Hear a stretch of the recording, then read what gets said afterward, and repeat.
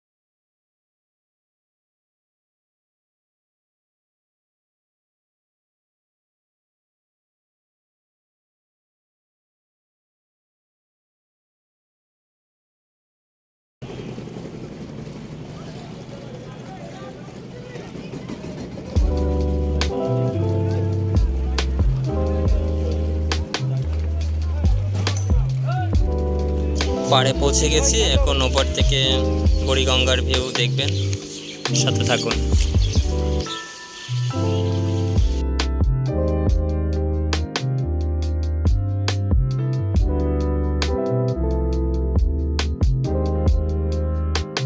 এখন আমি নেমে গেছি, আরও অনেক লোকে আসছে, তারাও পার হচ্ছে।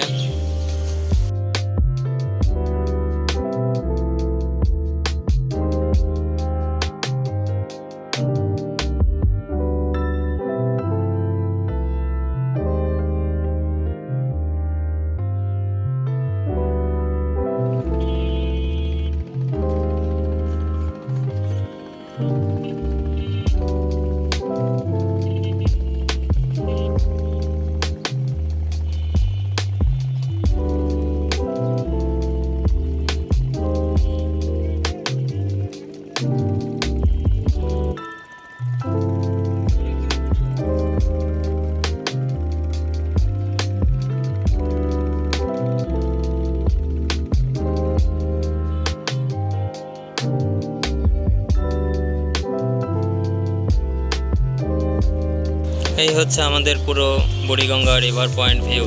সো চ্যানেলটিকে সাবস্ক্রাইব করে পাশে থাকবেন। ধন্যবাদ।